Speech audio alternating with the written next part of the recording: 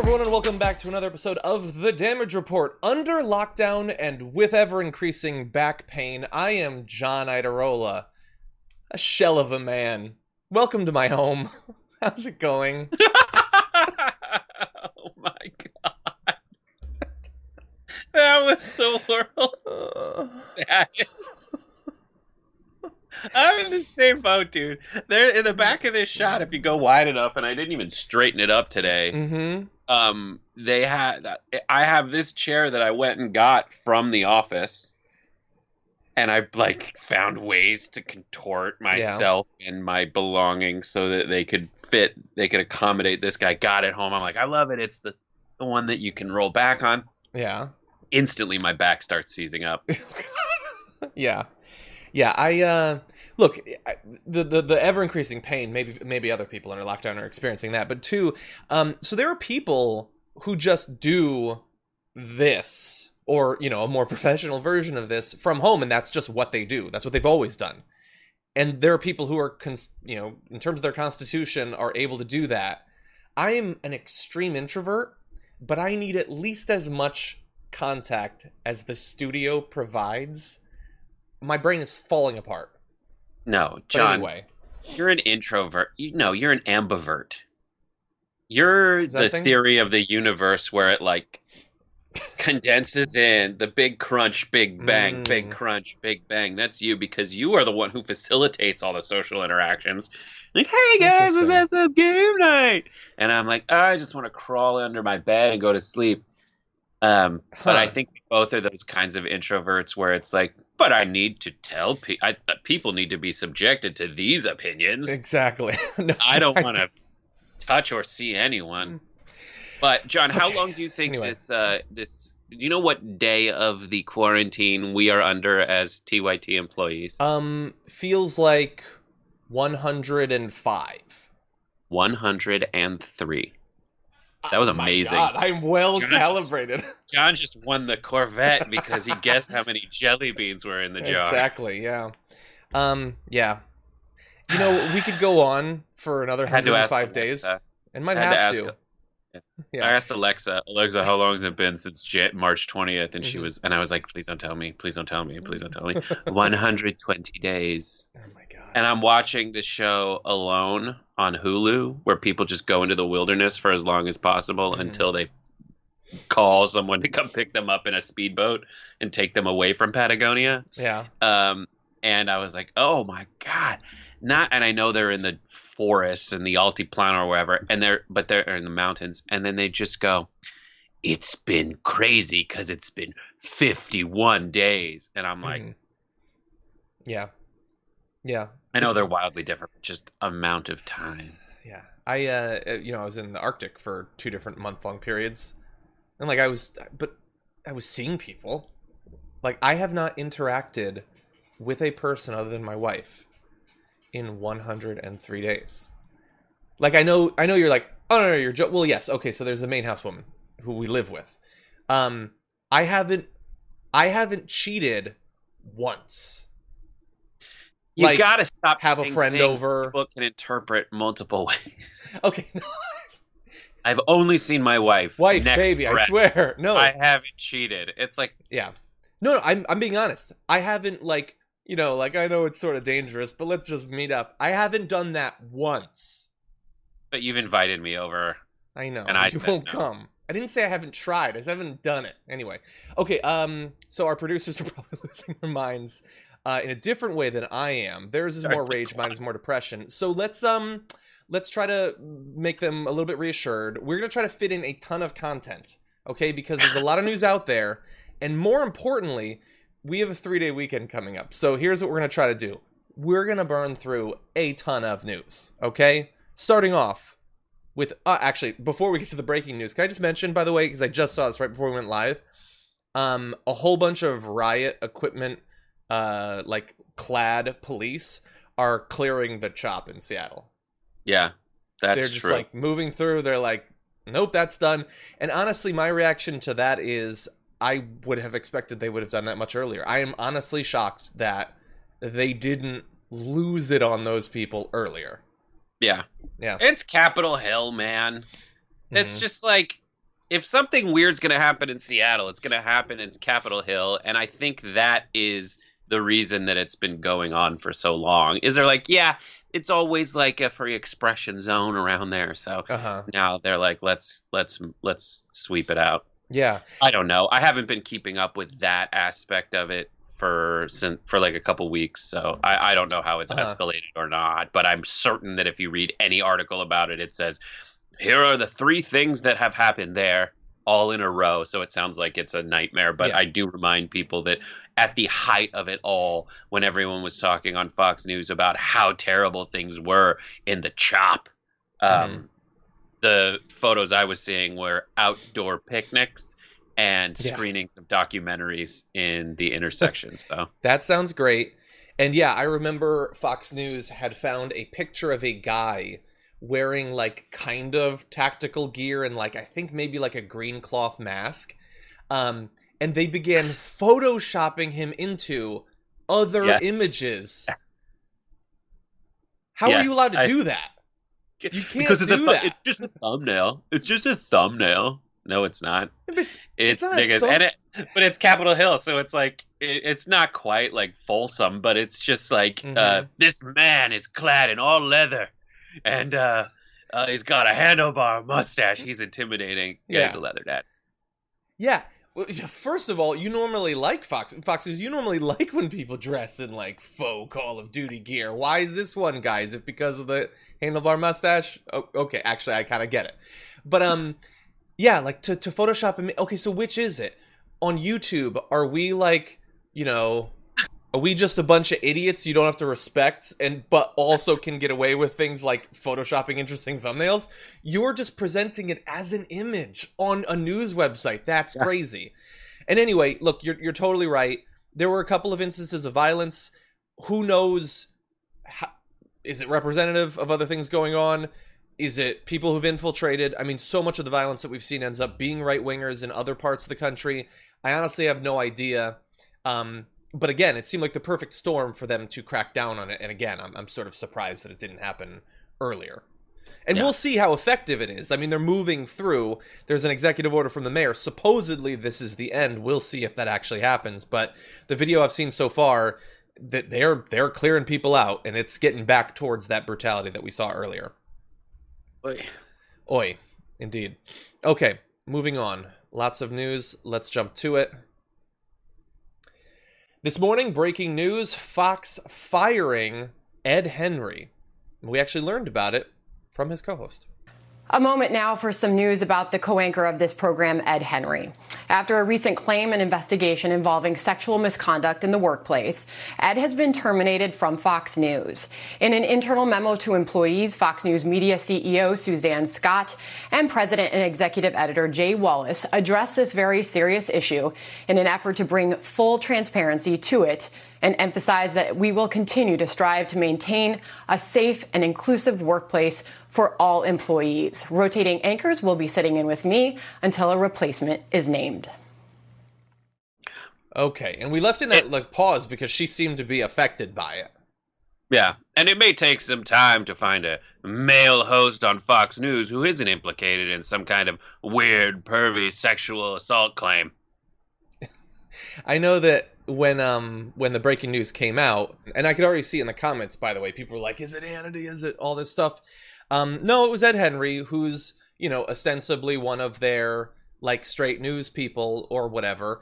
In terms of the details, what we do know is Suzanne Scott and Jay Wallace, the media CEO and president, put out a statement saying, on Thursday, June 25th, we received a complaint about Ed Henry from a former employee's attorney involving willful sexual misconduct in the workplace years ago.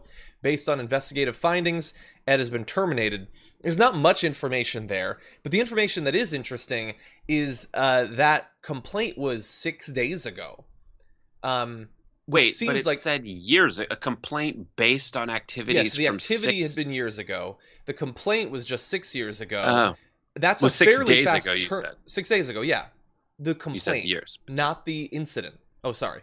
Anyway, it's a very fast turnaround for the investigation that they actually did this. And so we don't know what the actual complaint was about. It seems likely that we may never know, but they fired him fast. Yeah, they really did. That is so weird. I mean, he also has had, it's strange that he took 4 months off I do have it up here, in 2017 after having an extramarital affair with a Vegas cocktail waitress, and then he came back and he was reassigned to just general reporting, and he couldn't do politics anymore. Mm-hmm. I don't know the full details of that, and whether it was a consensual affair, but they say that there were charged text messages between the two. So I wonder if they just looked at it and were like, you know what? Yeah. This seems moderately credible. We got to get rid of Ed Henry. But it's just one of those things that I don't know. I assume that all the things that they do at Fox News and all the terrible messaging and all the racially charged crap that they cover in their primetime lineup, they then have this weird coefficient of firing, whether they do get rid of you or not, and whether you stick around is based on how many people care if you leave. Mm-hmm. And I don't think anybody really cares if Ed Henry goes. He's not with Fox and Friends. He's not with Hannity. He's not Tucker Carlson. No one cares. He's one of the interchangeable kind of like doughy faces that they throw in there because they used all of their strong features on Bret Baier, and all that was left was like circles. So it's like him and the pollster guy. Mm-hmm. I don't know the pollster guy. Okay, so I have a little bit of thought on that. Let me just fill in for people who might not be familiar with Ed Henry. He's a longtime Washington, D.C. correspondent, joined Fox News 9 years ago after 7 years at CNN. He served as chief White House correspondent for Fox during the Obama administration before a stint as co-host of Fox and Friends Weekend. So he was previously with Fox and Friends. In December, he was promoted to co-anchor of America's Newsroom. And I'm going to be completely honest with you, I don't know much about him because I don't try to watch Fox much. But he has been described as sort of like their up-and-coming, serious news person who hypothetically someday might be important for the network in its non-opinion capacity. And the question is, how important is their non-opinion capacity to them? And I am just fairly certain that the standards for firing have got to be different. I mean, maybe the times have changed. Maybe that's all it is. And they say in that statement, we overhauled our HR. We take this far more seriously. We don't want any more movies made about us and all that. Maybe that's what it is. But when I think back to the stuff around Roger Ailes, the stuff around Bill O'Reilly, it wasn't a 6-day turnaround. So either the culture has massively changed, which I find hard to believe, or it has something to do with, as you pointed out, the sort of relative power and value you bring to the network. Yeah, and I think when I think of Ed Henry, I think occasionally he gets caught too transparently echoing Trump stuff, but that's only the kind of links that make their way to Mediaite, so I can laugh at them. But I think within Fox News, he fits that mold of their octogenarian, septuagenarian base, watching them, seeing a blue-eyed, floppy-haired white kid and going, he's a nice boy. Yeah. And they can no longer say that in the wake of all the sexual assault claims. Yeah. So, before we jump into when you say willful sexual misconduct, some people were like, oh, did the other person like it? No, willful means he was willfully flouting the law, essentially. Yes, exactly. Yeah, not consensual. Exactly. We need to talk about a relatively new show called the Republic, or UNFTR. As a Young Turks fan, you already know that the government, the media, and corporations are constantly peddling lies that serve the interests of the rich and powerful. But now there's a podcast dedicated to unraveling those lies, debunking the conventional wisdom. In each episode of the Republic, or UNFTR, the host delves into a different historical episode or topic that's generally misunderstood or purposely obfuscated by the so-called powers that be, featuring in-depth research, razor-sharp commentary, and just the right amount of vulgarity. The UNFTR podcast takes a sledgehammer to what you thought you knew about some of the nation's most sacred historical cows. But don't just take my word for it. The New York Times described UNFTR as consistently compelling and educational, aiming to challenge conventional wisdom and upend the historical narratives that were taught in school. For as the great philosopher Yoda once put it, you must unlearn what you have learned. And that's true whether you're in Jedi training or you're uprooting and exposing all the propaganda and disinformation you've been fed over the course of your lifetime. So search for UNFDR in your podcast app today and get ready to get informed, angered, and entertained all at the same time.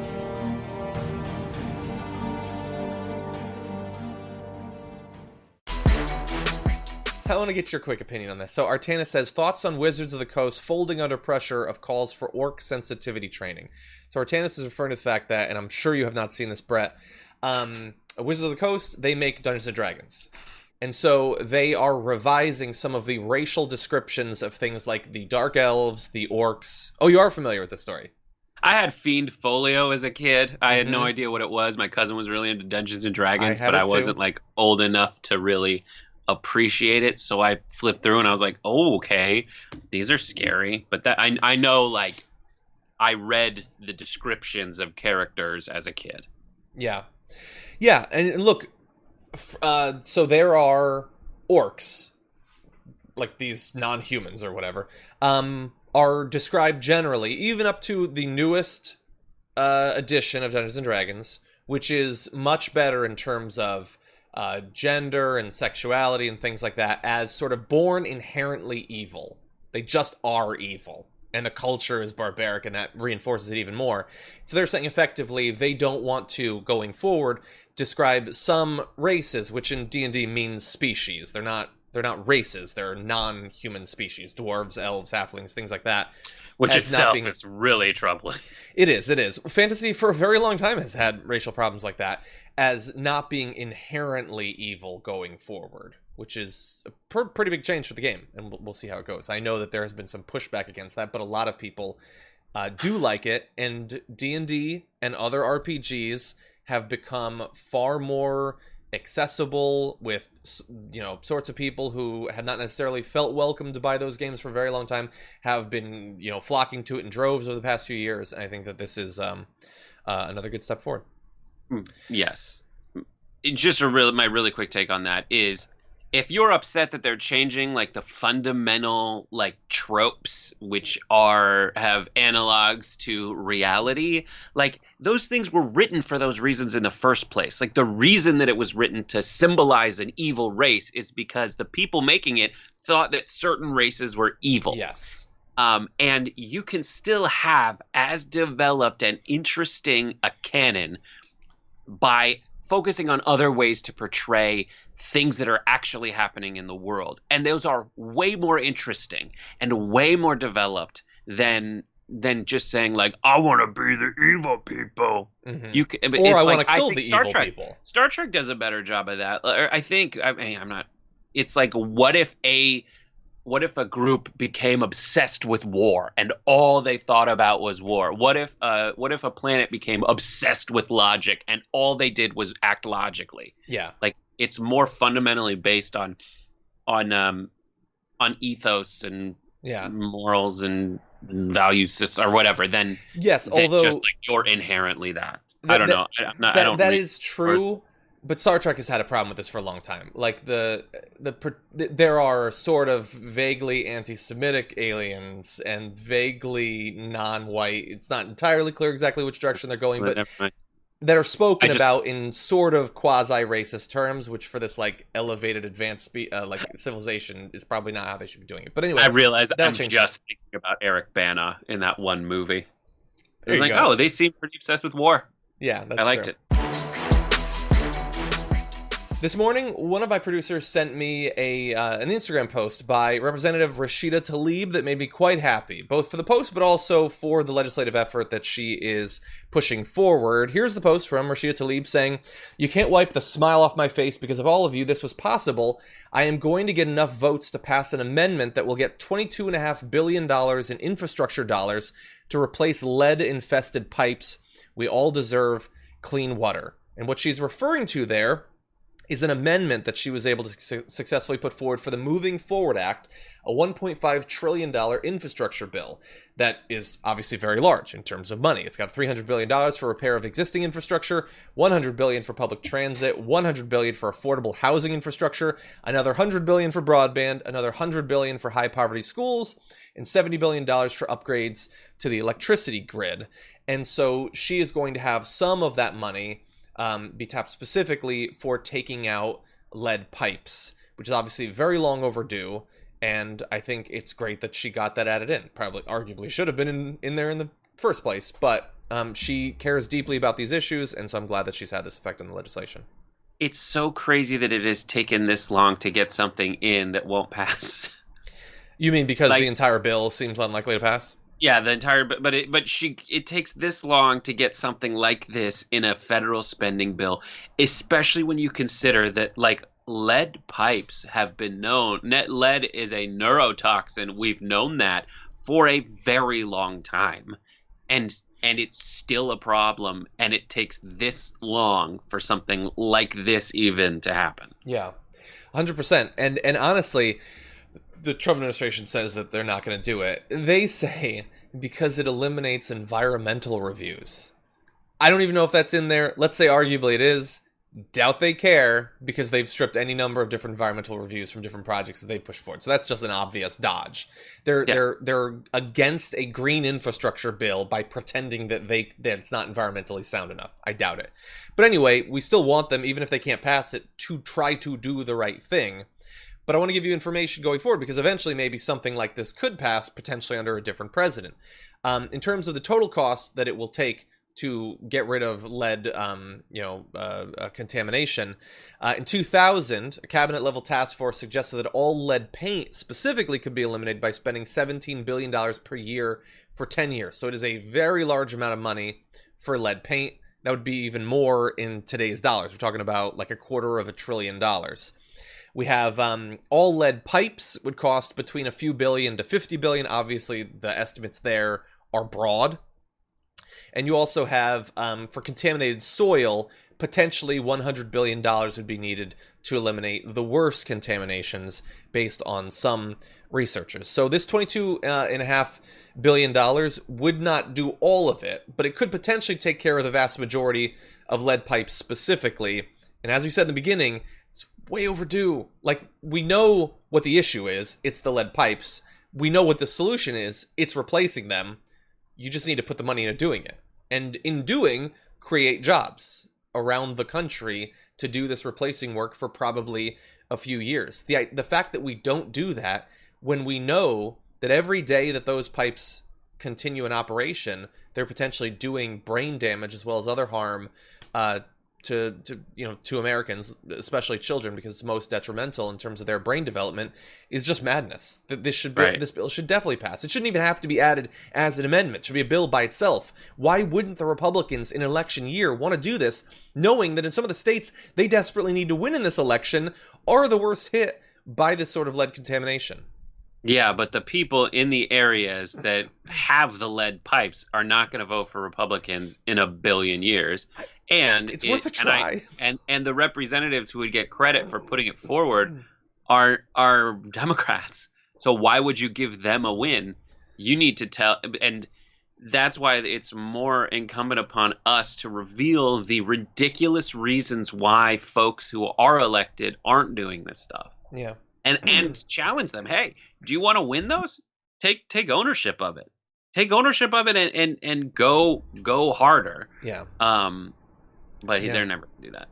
Well, and by the way, obviously credit to Rashida Tlaib, but she also, this is an area of policy that she has been worried about. Back earlier, like about 2 months ago in the pandemic, she had legislation to stop water shutoffs during the pandemic. The idea of shutting off someone's water when they literally can't leave their house seems crazy, but it required legislation to try to stop. And so thankfully we have some people like Rashida Tlaib watching out for people, especially during these particularly dark times. Yes, we do. On the program recently, we tried to give credit to all of the Republicans, elected and media, who are pushing for people now to wear masks and to not feel that there's any stigma. Thank you to Mitch McConnell for your comments, and Kevin McCarthy and Sean Hannity and Steve Doocy and all of that. Unfortunately, some other prominent right-wingers are still pushing misinformation and fear-mongering and trying to make a big partisan thing out of mask wearing. So I want to give you an idea of, as we continue this campaign, what are we up against? Well, we're up against things like this. Bill Mitchell, famous for really liking Trump, that's literally why he has hundreds of thousands of Twitter followers, tweeted, "I put on a mask and literally within seconds I am struggling to breathe." Can we have a moment for Bill Mitchell's Twitter avatar? Yeah. Bill That Mitchell, is something. Some fancy people have like a leather stamped receptacle to put their keys in when they come in the door. Or some kind, a leather belt, like a fancy leather belt where you take like something and hit it and it makes an impression on the belt. He looks like one of those was struck by gamma radiation. Okay. And anyway, came to life. Brett, we're talking masks here. Now look, this is serious because Bill Mitchell has lots of followers on Twitter who follow him for political analysis and stuff like that. And he says, within seconds, I'm struggling to breathe. Now, I don't think he has done this, but hypothetically, when he gets criticized for this tweet, he's going to say, back in May, I had some sort of blood clot in my lung or something like that. He apparently had some sort of thing like that. I don't know if that's true. Let's assume that it is. I don't think it would cause this.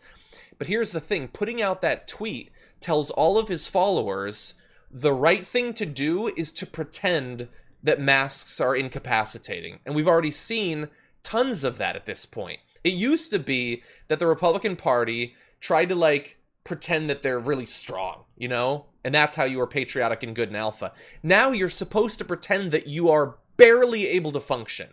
And that is how you show that you are a patriotic American. He is flailing like a namby-pamby European soccer player. You mean when they pretend to be injured? Oh, hit me. Like, are you kidding me? There are so many videos going around right now of Karens saying they can't breathe. And there are a few other videos going around right now of there's a young girl with a breathing problem who has her oxygen reading gauge on her finger. She's like, I do have a breathing problem and I have to take rescue inhalers and all this stuff. And here is my oximetry scale right now. And she puts on one mask and another mask and a third mask. And it stays the same. Yeah. This is just utter fiction. This is you being too wussy to wear a mask. You are being a little flailing, flopping soccer player. Yeah. Yeah. And we have comments coming in from people who are like, I got asthma and I keep marching against racism in 90-degree weather with a mask on. So F people who bitch and whine about wearing masks. Yeah. And it's really... he also, let's say hypothetically his medical thing stops him from wearing a mask. It probably doesn't, but let's say that it does. He was also tweeting saying he had a video that he posted of Dr. Fauci having a mask on and then taking it off. And he's like, why? Dr. Fauci, after just seconds, has to lean against a desk because he can't breathe. No. People have been wearing these masks forever and not dying. Surgeons don't die after 30 seconds of wearing a mask. How tight are you putting this on? That's causing it. It's just not true. And the issue is that he has lots of influence, lots of clout. People believe, even as he's been spreading misinformation the entire time, back in March 21st, so a day into us being, locked down at TYT, he tweeted, when COVID-19 reaches 51 million infected in the U.S. and kills 55,000, someone let me know. Today, flu season is almost over, and we're at 276 U.S. dead. Amateur numbers. Okay, well, twice as many people have died. Is he taking it more seriously? No, I'd argue he's taking it far less serious than he was when he was denying that. Maybe someone just didn't let him know. That's actually my bad. That's true. I didn't let him know. My bad. So Bill, Willie, the satchel boy who is hit by, I want to say, lightning now. Mm-hmm. You saddlebag idiot moron. 100,000 plus. Yeah. How many is it now? 120? It's 128, I think now. Officially, again, who knows what it actually is. And so The issue is, it isn't that it's killing people, because it's not. That's stupid. It's literally the stupidest thing ever. I don't even agree with you. I don't think it is actually that he's too, or that they are too wussy to do it. They could do it, and it is easy. It's that they have to pretend to be so weak that a cloth mask would kill them. And the reason is that Bill Mitchell is, above everything else, a right-wing grifter. And his only career is getting people to pay attention to him. And so the thing they put out and ran with initially was wearing a mask is bending down to the tyranny of commie libs. So now Sean Hannity potentially, he theoretically wants Trump to win. He cares about the deaths at least a little bit. He can potentially move on the mask thing. But Bill Mitchell is just a grifter. Mm-hmm. And so how is he supposed to now say, you know what, turns out they were right, you're supposed to wear a mask? It's all grift. He has to ride it to the grave. They all do it. And Bill Mitchell is one of those people, there's some on the left too, when it comes to Bernie Sanders, where they're like, oh, I'm going to open it up just in case the person I've latched my Apple wagon to falls out of favor, I can say, told you so afterwards. And Bill Mitchell is, he's going to stay with Trump till the last possible day. But there might be a time when Trump loses embarrassingly. And is Bill Mitchell going to point out all the actual reasons Trump lost and then analyze them earnestly? No, he's going to say, Trump lost because he wasn't strong enough on masks, and I'm the only person who was strong enough on masks. Yeah. But the grift is just all about finding that dominant strategy of an idiot and a moron. And that is, maybe Trump after that point will be hiring people for his new news program so they can go hard in the face of reason and actual reporting, and he'll try to get involved with that. But I do think that I agree with you. I put on a mask, and literally within seconds I'm struggling to breathe is a version of that is every tweet that Bill Mitchell has ever tweeted. Yeah. It's stupid and ridiculous. Yeah, I love what you said. The metaphor, really, the grift is just find a ridiculous fake mountain to stand on and say, I'm better for this reason, I'm smarter, more clued in, whatever. Now come around me and let's point at all the people that don't hold this insane, ridiculous, ever-changing, radical position effectively. And he's done that. And what I worry is, again, I don't want to focus too much on just tweets, but there was a response to his tweet that gave me hope at first, and then I kept reading that said, because he said, masks are not necessary effectively. Water droplet containing pathogens transmitting infection over aerosols can be significantly reduced by masks. Sounds good so far, right? Goes on to say, yet I believe COVID is mainly a political stunt. The virus is within humans since ages, like influenza is. It's just now they started measuring. What? No, that's not true at all. That's not even remotely true. That's not true. Nope. But that first part does explain why masks are good. The downside is you protecting other people, and no one on the right wants to do that. Yeah. Yeah, and the people who are like, well, the size of the virus is like this, and the size of the holes in the mask is like this, as if the virus is crawling through the hole itself rather than being expelled in water droplets that are far larger. It's just so frustrating day after day. As much as this quarantine is destroying me, knowing that it's going to continue because we can't get through to these morons and get them to do something as simple as put on a mask. You might recall 2 Fridays ago, we did an edition of Garbage People where Brett Ehrlich presented his.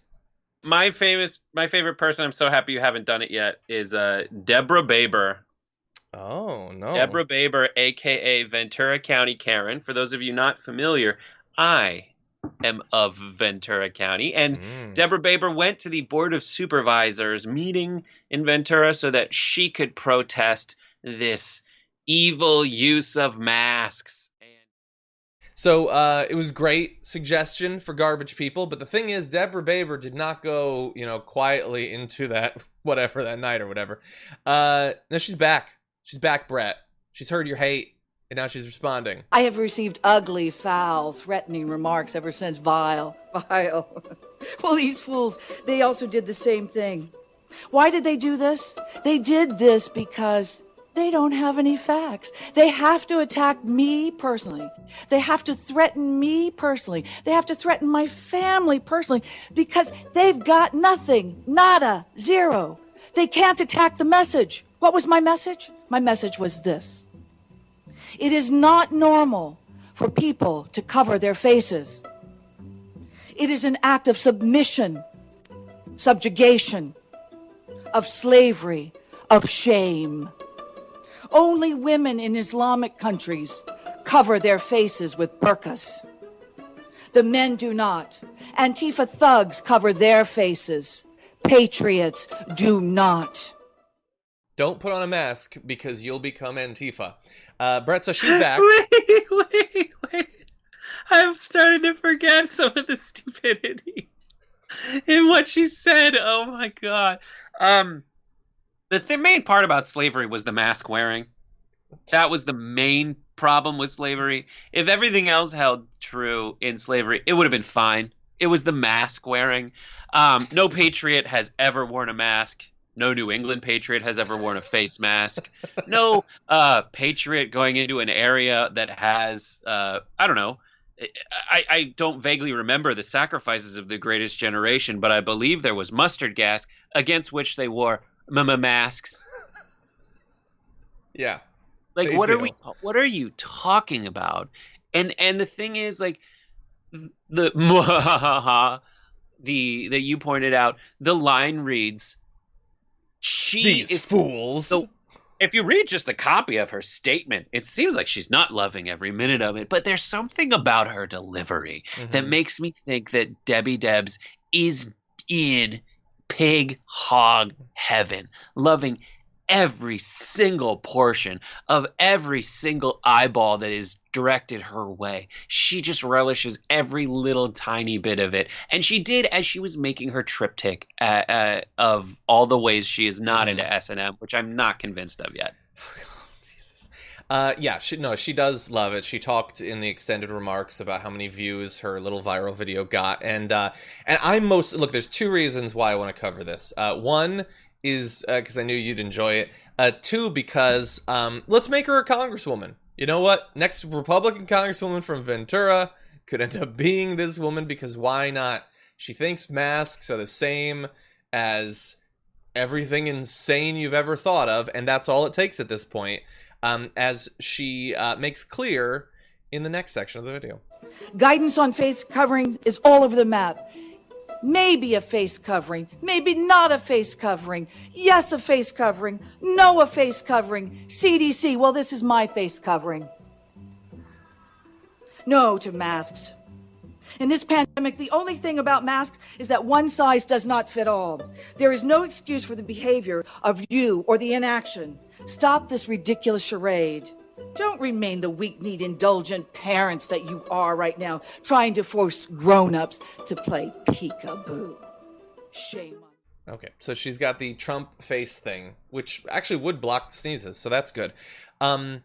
So she presents it as, it's mixed information. Yes, a face covering. No, a face covering. Okay, so early on, there was a Dr. Fauci video from like 3 months ago where he briefly said you didn't need to do it or whatever. And they now say it's to preserve PPE for the doctors. Everyone is saying, that knows what they're talking about, is saying yes. Occasionally, a psycho says no. That is not mixed information about face coverings. So I think she's a bit off there. The scientists, the experts, everyone who's ever gone to school for this is saying yes, but this plate of pizza is silent on the matter. Mixed information. Like, that's it. Like, I asked this Olaf stuffed animal, what is the answer? And it hasn't said you have to wear a mask, so who knows? And this was my favorite character in Frozen. And I'm surprised I didn't say the word charade instead of charade there. Yeah. I was just like, she's absolutely going to say charade. But I was wrong. I apologize, Deb. I would have. And finally, on the end, she said, let's not be something like permissive parents. No, but that's what the Republican governors who are not restarting lockdowns, who are not forcing mask wearing, are doing. They're being permissive. They're like, well, the kids are acting up. What are you going to do? Like, DeSantis literally said, we can't make young people abide by social distancing, so why try? They're being permissive. You guys are having your temper tantrums, and they're like, okay, fine, spread a fatal disease. That's the most permissive parenting I can imagine, and you're advocating for it. You said we should make her a congressperson. Do you know who was running to be her congressperson? It was Cenk, right? Uygur. Yeah, she's a Simi kid, just like me. Yeah. Grew up with these people. Yeah. Imagine Simi Valley, where she's her. from. Do you know where she's from? Where? She's from the city that not only was where they shot Little House on the Prairie, but it was the city where they decided they were going to move the Rodney King trial because they wanted a non-biased group of jurors. That place is also home to the Ronald Reagan Presidential Library. Wow. And pretty much every retired cop from LA County. So you're saying maybe biased. Maybe a little biased. Maybe but just biased. paint a picture. But we did get a Togos and a Jamba when I was like 16. So we're with the future. Not bad. Not bad. I still have a bit of hope that hypothetically we might begin to take this pandemic seriously. Remember the pandemic that we're in that people pretend doesn't exist anymore? And one thing that gives me a bit of hope is that the biggest detractors this entire time has been the right wing. Regular people, but mainly they're doing that because right-wing media and right-wing politicians have told them to. But the changing nature of the pandemic gives me reason to believe that this is going to become a little bit harder to deny. And this chart I want to show you really makes clear the cases per day broken down by whether they're occurring in states won by Trump in 2016 or states won by Clinton in 2016. And you can see that early on, the first part of the first wave, or wave 1A as I call it, was predominantly blue, especially New York and New Jersey and that area. But as time is passing, you're seeing that the red states are climbing very fast, and wave 1B, which we're currently in the beginning of, is a much more bipartisan pandemic. Now, that does not mean that they're definitely going to take it seriously this time, but more of the deaths that hypothetically are coming will be occurring in red states. And so maybe they'll take it seriously. Maybe we can come together to fight this thing, especially as we get closer to the general election. Brett, what do you think? I think it's great that the Republicans are finally getting off their ass and catching up to the rest of us. I thought that we could keep them down, but it turns out we can't keep them down. They, against all odds, will have places with fewer people, yet way, way, way, way more infections. Mm-hmm. So good for them. Yeah. I mean, it seems like when I look at this chart, it seems so obvious that of course the first part of the first wave is going to hit the coastal areas where people are flying in, and especially if at that point we're not doing any testing, it's going to spread, uncontrollably for a few weeks.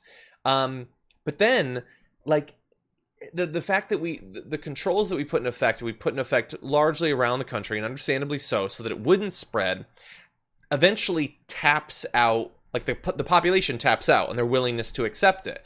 And if that happens in some states like Texas and Arizona, Oklahoma, before we're done with this thing, then yeah, it's going to continue to spread. It's going to hit areas that haven't already suffered. It's going to catch up. And some of these states, I don't understand why, especially if it's hitting in Florida and Texas and Arizona. These are all states that, even if not for moral or public health reasons, for purely political reasons, why wouldn't you take this more seriously in an election year, that you're going to let it rampage through Florida and Texas, which is looking really tight? I don't understand why, just for cynical, pragmatic reasons, they're not taking it more seriously. Because of identity politics. Yeah. That's it. They need an identity that is distinct. I mean, this isn't exact identity politics, but it's related to the shift toward identity politics. But they need something that sets them apart. And they think, and by now the dumb, stupid, brainless tail is wagging the dog. So they think they have this idea of who their supporters are, and they're gearing everything toward that same to this one clump of stupid anti-intellectual instincts. Mm-hmm. And they're just like, what are experts doing? We hate them, those elitist pigs. We're better than them. So let's just act this other way. And what you said makes absolute total sense. Like, it would go to places where the planes land. Then it's possible that if those states messed up, those states would continue this same crazy trend. Mm-hmm. And then this should give the red states every single opportunity to put in the very precautions or the very measures to prevent this, that the coastal cities befell because they were taken by surprise. You have no excuse anymore. You were taken by surprise. How do I know? You're on record complaining about all this stuff ahead of time and dismissing it ahead of time. Mm-hmm. You know everything about it, and you had every opportunity to get ready for it, and you didn't. Yeah. For me, I think one really important thing to see is, as states like Arizona and Texas, and to a lesser extent Florida, start to put into effect limited controls, which we've seen over the past week, how is that going to be taken by the conservatives in the state who are already complaining in Texas? And what will Trump do? Because originally, I think it might have been Georgia. You remember there was he wanted to open up, and Trump apparently reassured him on the phone that he supported him, but then he attacked him publicly, but then he reversed his attack. Mm-hmm. They couldn't seem to figure out, how are we supposed to treat Republican governors that disagree with Trump on this? I wonder if Texas locks down, if Florida locks down to save their own people, will Trump at least hold off on the criticism to help them politically, to not make a big issue of it? Or is he going to react in a knee-jerk way and undercut their efforts to stop the spread of the virus? I don't know, but I don't know. And I hope that, because his only instincts are to divide and conquer, right? So he will continue to divide people. That's not a question. And the question is only, how much will he divide his own damn base, his own damn people? Is he going to burn it down just so he can rule the ashes? Yeah. Maybe. A little bit of good news coming out of the South, even if just symbolic. It's something that has been pushed for a long time. Mississippi flag is a changin', with Mississippi Governor Tate Reeves signing a bill yesterday abandoning the state's flag and stripping the Confederate battle flag symbol from it. With Reeves' move, Mississippi will take down one of the country's most prominent Confederate tributes, withdrawing the only state flag that still bears such an emblem. The new flag's design will be determined later, but lawmakers have barred it from including the most recognizable icon of the Confederacy. You would assume, if you're taking it down for having that symbol, you wouldn't replace it with, an even bigger version of it. But the governor had this to say: "This is not a political moment to me, but a solemn occasion to lead our Mississippi family to come together and move on. A flag is a symbol of our past, our present, and our future. For those reasons, we need a new symbol." And apparently, at least for the last few years, Reeves has supported changing the flag. I bring this up for you mainly because this is something that you've talked about a few times on the show in the past. I don't believe that Mississippi will have... I don't believe that this is actually real, simply because I don't believe that Tate Reeves is an actual name. I think it was auto-generated from an AI that was fed Confederacy imagery forever and just spat out, Tate Reeves! He owns a plantation outside Biloxi. So that's one thing. Second, I don't know if you know about other flags that so everyone's like, well, this is the only one with Confederate imagery on it. No, it's not. Arkansas's fourth star is the Confederacy on its flag.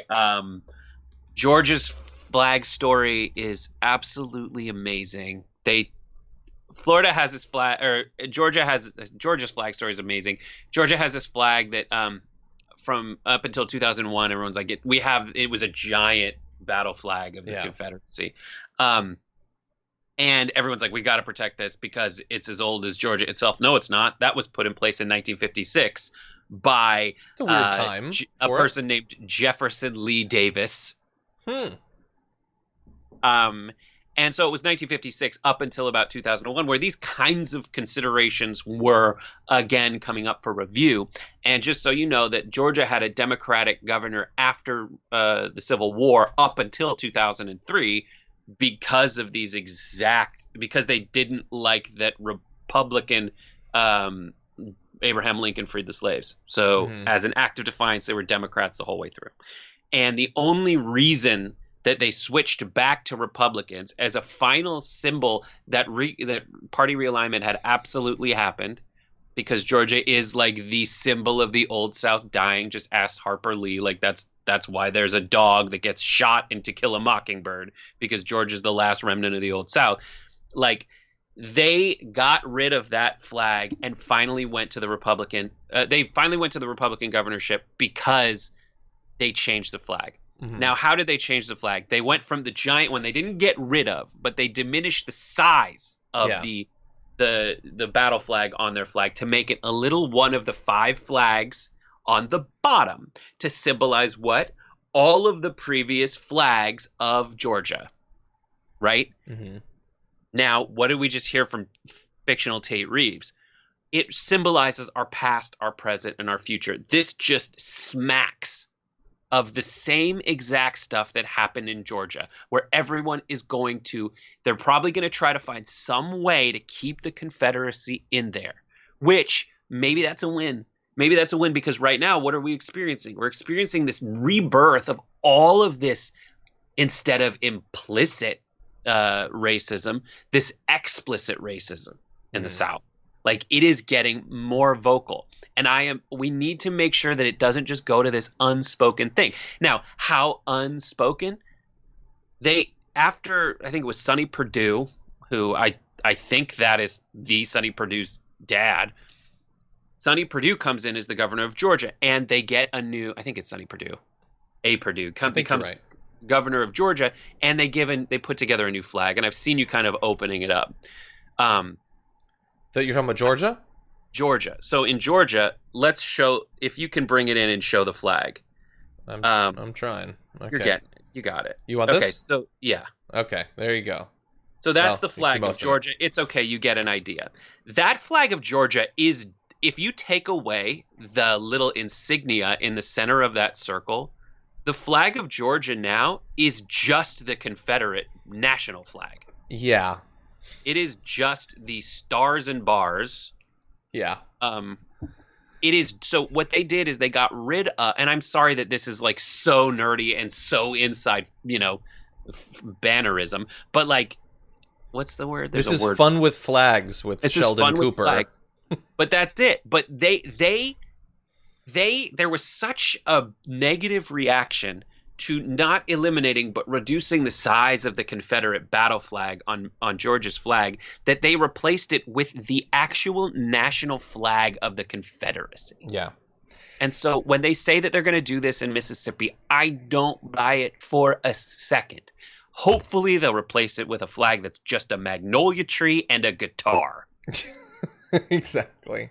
Or like put some food on there or something. I don't know. Do something. But we'll see. But like fried green tomatoes, the guitar because it's the birthplace of the Delta blues, and a magnolia tree because who could get mad at magnolia trees? Mm-hmm.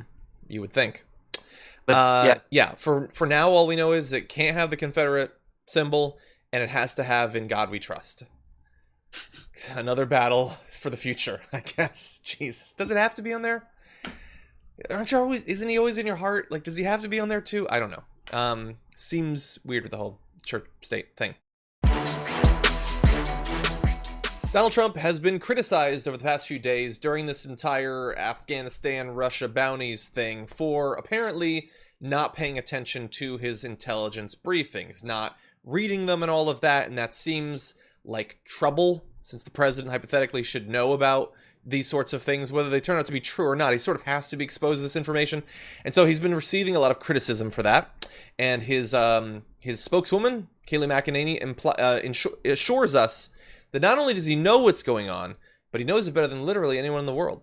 I would re-ask the question of whether it was in his material, but ask you maybe to defend why the president isn't necessarily reading his PDB when there are these types of issues that could arise. The president does read, and he also consumes intelligence verbally.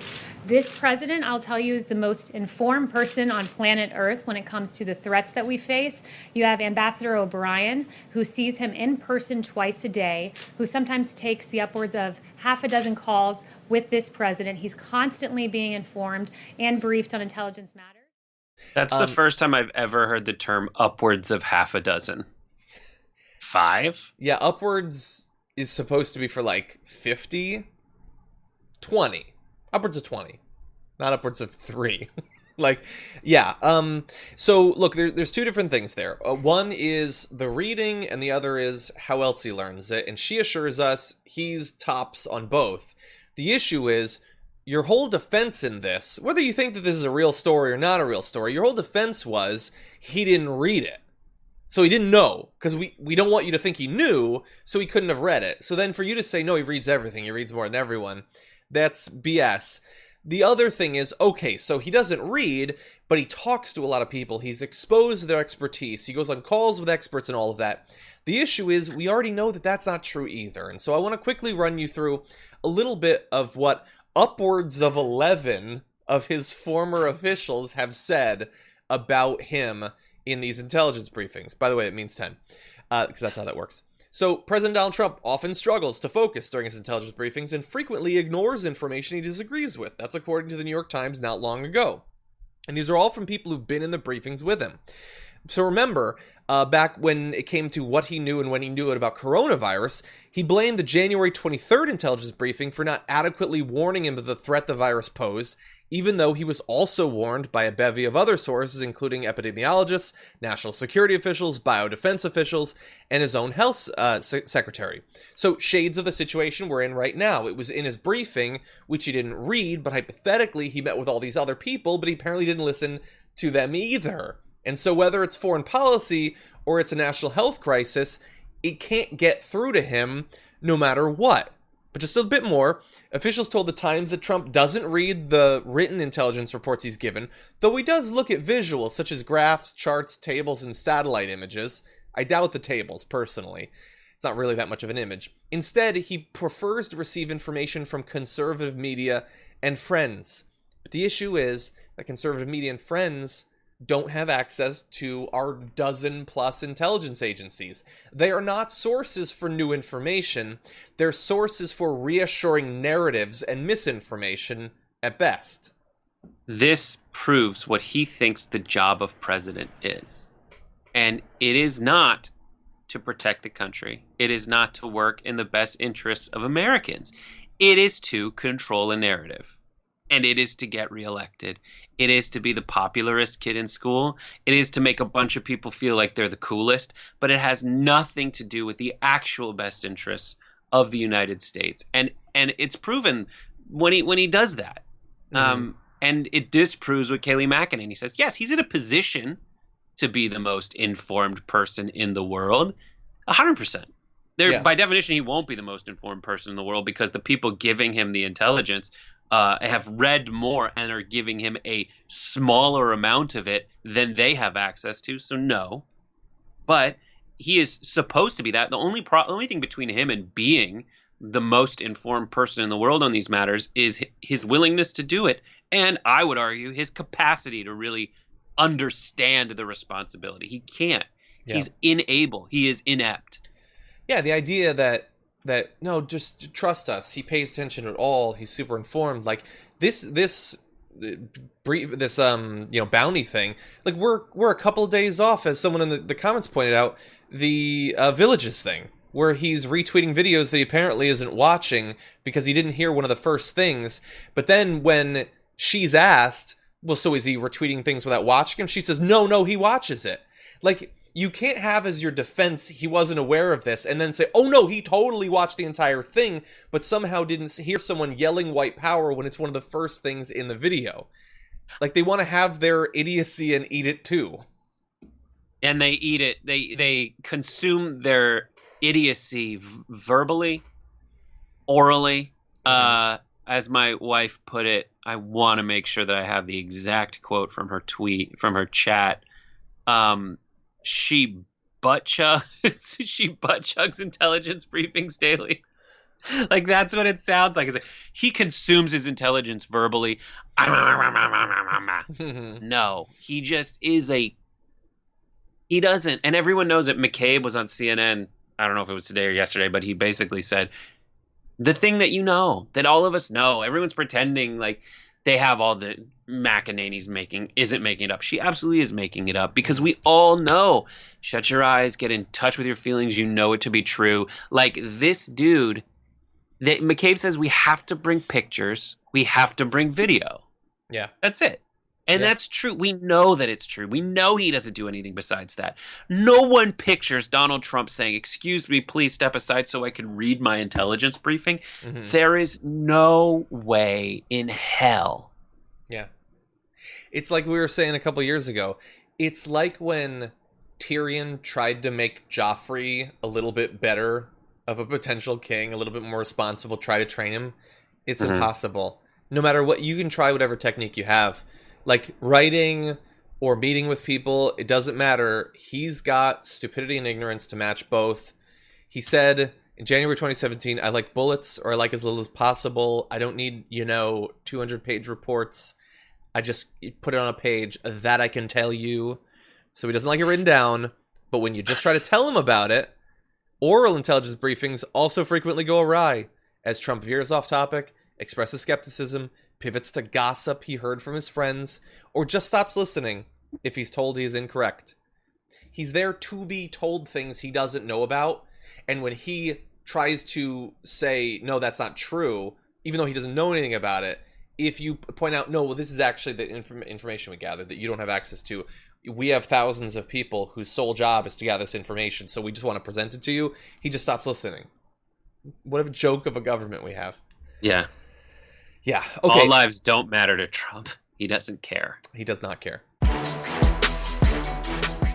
Not long ago, news leaked that Donald Trump sees one potential way to sort of instill a little bit of confidence in his base, get them a little bit fired up and ready to go.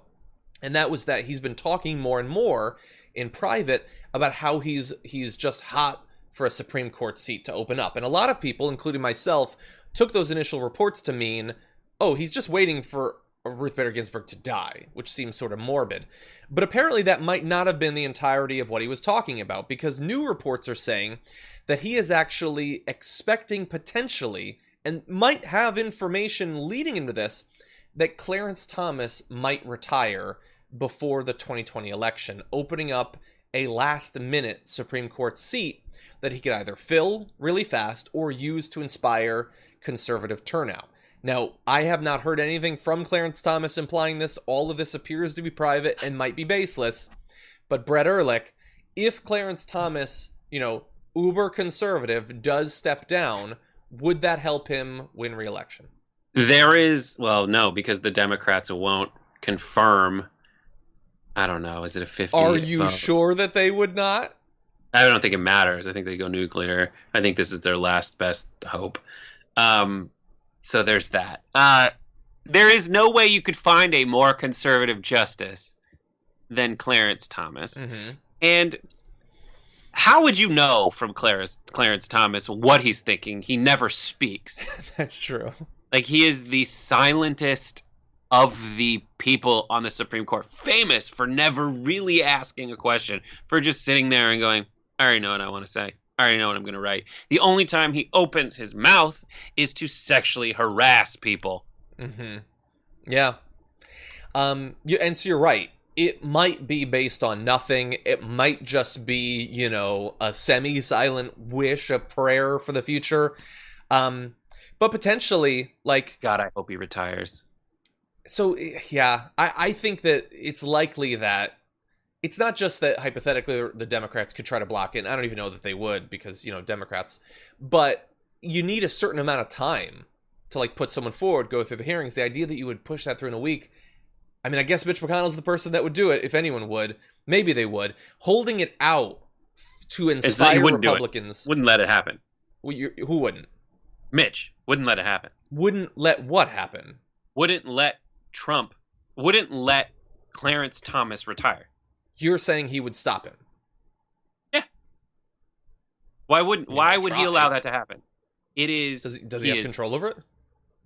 He would do everything in his power to stop that from happening. Mm-hmm. Why would you introduce uncertainty at all? Well, the idea is that hypothetically, if in some states, especially conservative, we're talking Georgia, we're talking Texas, If you want them to turn out, and if they're kind of just sick of Trump and they're not interested anymore, losing the most reliable conservative vote in the Supreme Court, potentially on the eve of Joe Biden getting control of the court, is one way to get them to turn out. Right, but the smartest thing to do is to have Clarence Thomas retire after. Like, what you have is a certain thing versus an uncertain thing. The uncertain thing is that this would make any difference in an election where in every other and every other circumstance, Donald Trump bungles his chances of winning. And you would then introduce an uncertain thing, which is finding someone who would replace him that's more conservative. Maybe you could do that. But uncertain thing is way worse than a certain thing. No, the certain thing for McConnell to do is to see if Trump wins and then get Clarence Thomas to retire. You're saying before in the meantime, Biden wins, but before Biden gets inaugurated, you're saying do it then? What am I going to trust Donald Trump to replace to have the right to put the right person in place there? Well, what he did is Gorsuch has been a tie-breaking vote on important Supreme Court decisions since. Mm-hmm. Yeah, but hypothetically, in the past, I have seen that Trump does seem to have less personal preference for these judges and might be willing to talk with Mitch McConnell. Anyway, if you're talking about an uncertainty versus a certainty, the uncertainty is that Trump wins. So why do you want Biden to choose a justice then?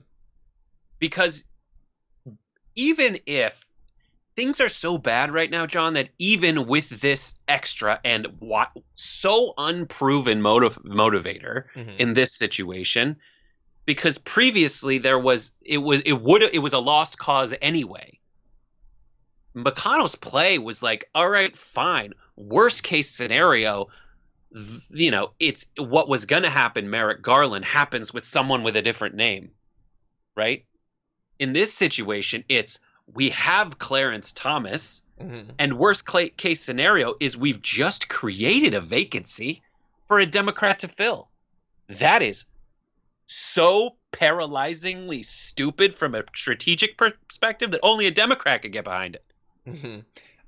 What I am saying is that potentially they fill it. That's what I'm saying, hypothetically. Anyway, it might end up not coming true at all. Again, he has not said anything publicly about retiring. I'm just saying it is something that he is considering as something that could boost him, whether we agree or not that it actually could.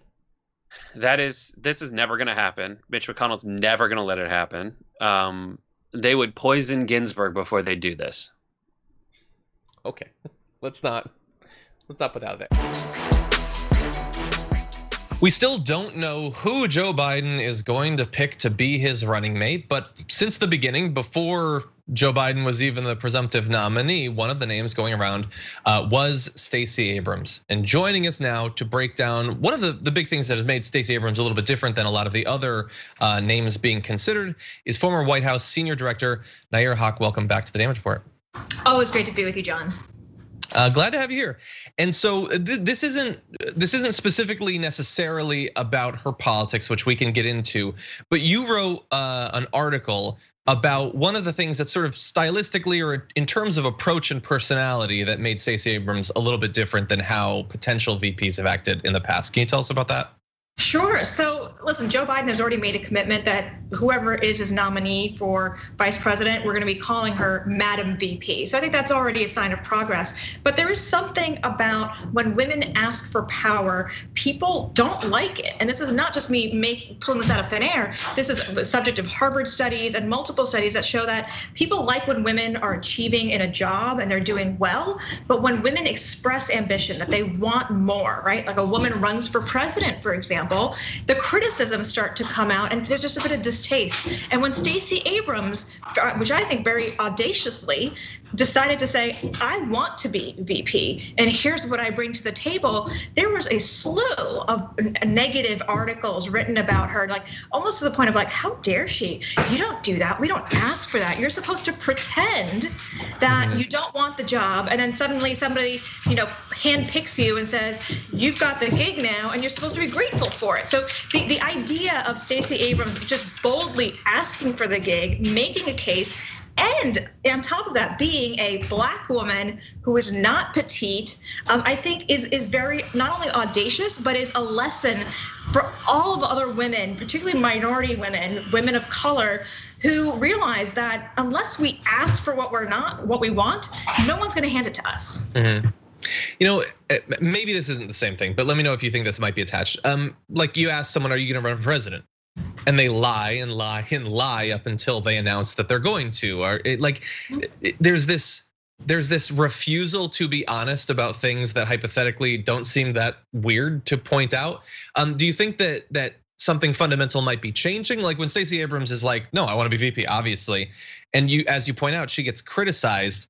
Are we moving into a phase where maybe hypothetically you won't be criticized as much or at all if you just are clear about your ambitions? Yeah, I think men have been allowed to do that, and particularly white men of a certain generation, because they have the legacy connections, right? To get them into whatever the C-suite job is, or they have the legacy connections to get them into Harvard or the elite schools, right? For people, minority men and women, not opening your mouth, not pushing for it, not asking for it, and you just kind of like play the shy game, you're not going to get the job anyway, right? So I think it's a system and a culture that is skewed particularly towards helping white men advance who can afford to be humble. And even some studies have shown that one of the better leadership values is humility. But when you overlay that with gender, the humility actually cuts against women, because people who are interviewing you or looking to make the decision think that, oh, well, you didn't actually do anything, right? You're not boasting about yourself, so you didn't actually do anything, versus, oh, look at this person who's so accomplished and they're so humble about it. So the gender dynamics of ambition, I think, are fascinating, and we definitely see them come to play when it comes to election cycles and political events. Now, I remember you made a point in the article that was something to the effect of women, best case scenario, have to run on the experiences they already have, whereas men get to present themselves as having potential. Like, yeah, maybe I haven't done this stuff, but hypothetically I could do a lot. I'm assuming you think that might be particularly a strong effect in politics. Oh, absolutely, right. So you look at Barack Obama and Mitt Romney when they were running against each other. Barack Obama and Mitt. When you look at Barack Obama, when he was first running, he claimed that he had all sorts of abilities to negotiate and discuss foreign policy, but he had never done anything related to foreign policy before, right? And so him going to Berlin was a big deal to show, oh, look, he can communicate with the rest of the world. Mitt Romney then, when he ran, same thing. He's running for commander-in-chief. Zero foreign policy experience. Stacey Abrams, member of Council of Foreign Relations, member of all different think tanks. She's, public policy, she studied in school. One of the things people criticize her for, she has no foreign policy experience. And I look at that and think, again, the men who are running for positions of greater power with less experience are allowed to get away with the potential, whereas she, as a woman, and other women, if they don't have the experience, is automatically considered a negative. I want to talk a bit more about Stacey Abrams. I'm curious about your read as you've been watching this whole thing develop. There's a lot of names that have been talked about as potential considerations, and Biden, as of yesterday, was saying there's whole categories of people that you have not even thought about that I'm considering.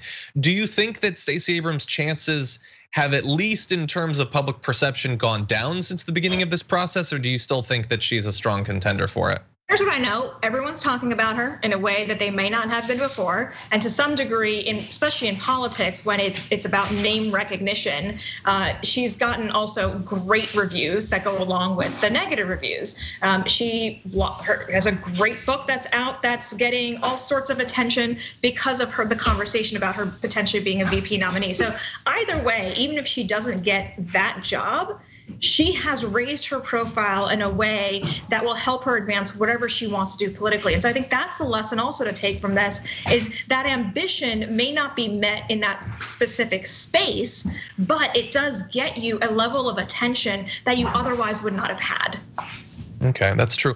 And in terms of the politics, I'm interested in your watching Stacey Abrams. I know that obviously, like, she, fair to say, rose to sort of national stature, where people are talking about her nationally about 2 years ago or so, for a combination of her run, but also her work in fighting voter suppression.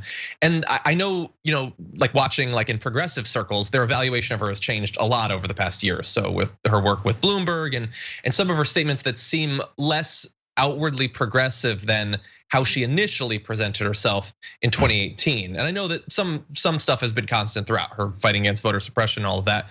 But what do you think about that? Do you think that the initial perception might have been a little bit off, or how do you see that? I think especially in the last couple of weeks, when we're dealing with issues related to systemic racism and racism in homes and in our communities, and people wrestling with that, Stacey Abrams has a really strong case that she's making about her ability to turn out African American and Latino voters, which she did in Georgia in record numbers.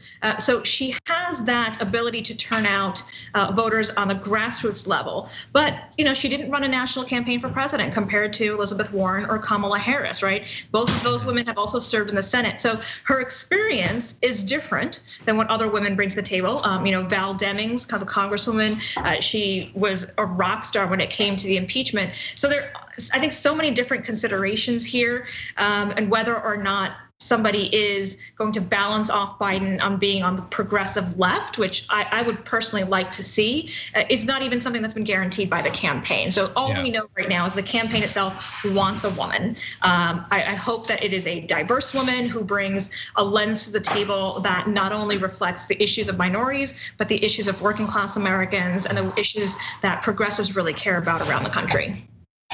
If it was up to you, who would you pick? I don't know, and so this is like one of those. That's honest.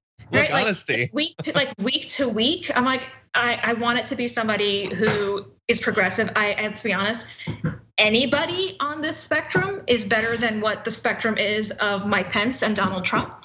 And I love the idea of the commitment being made that it's a woman. I think any of the women whose names we've heard, they're very smart women. So smart women, empathetic Joe Biden, I think just makes a great ticket for right now. Yeah, interesting. Okay, I want to transition to another recent article of yours. A lot of attention has been paid while the protests have developed over the course of the past few months that, hey, look, they are far more diverse than these sorts of protests might have been in years past. That, look, white individuals are showing up and standing alongside, protesting against police brutality and all of that. But how much does it actually mean to go to a protest? How significant is that? Nayyera, you wrote an article, "If You're Not Black in America, Protesting is the Easy Part." Tell us a little bit about what you're getting at.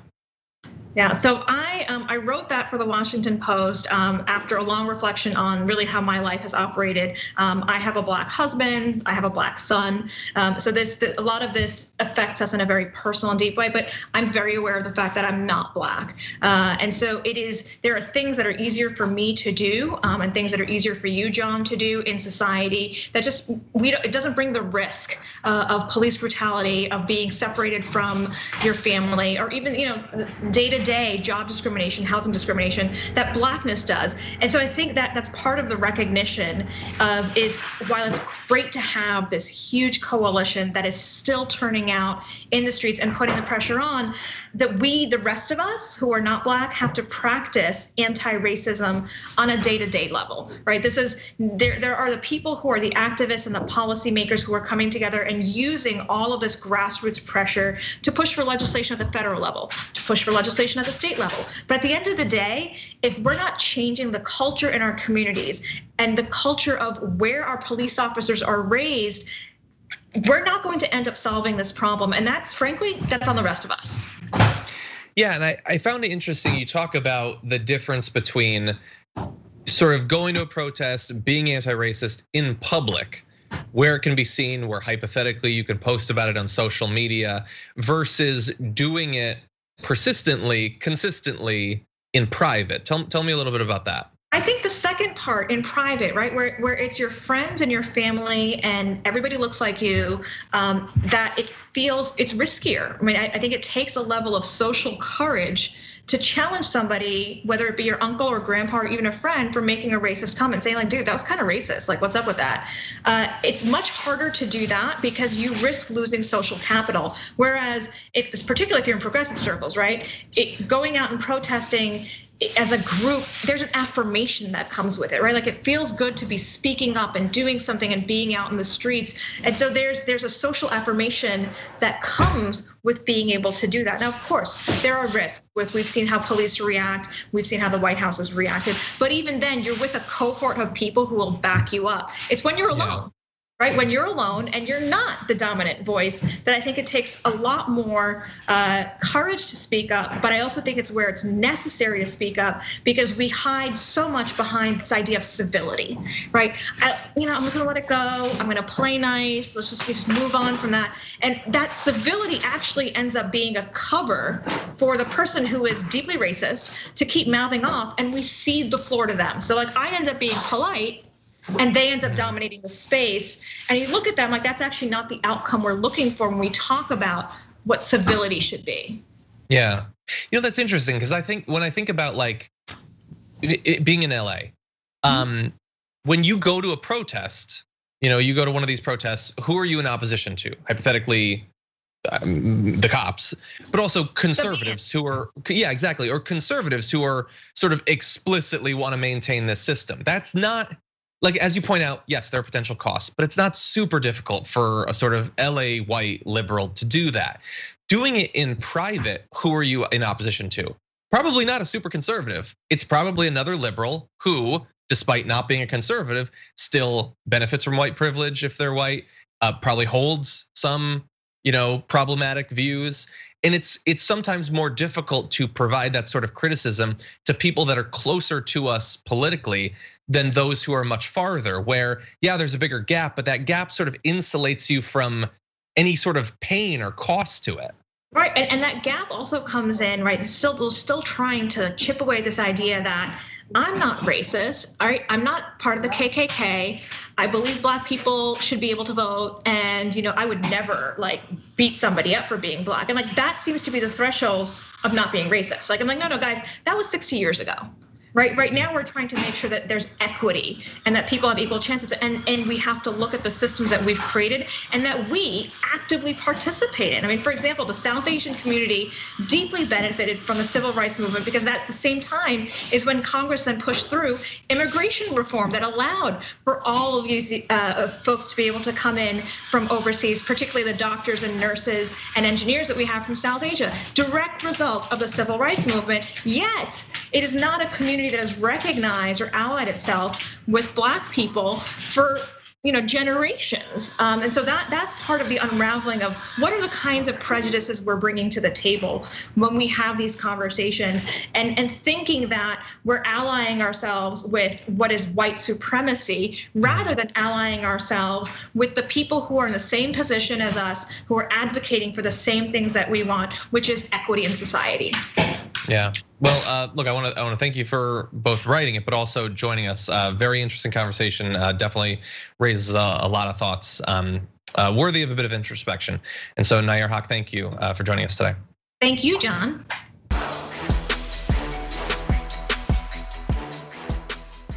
Thanks for listening to the full episode of The Damage Report. Support our work, listen ad-free, access members-only bonus content, and more by subscribing to Apple Podcasts at apple.co/TYT. I'm your host, John Adarola. I'll see you soon.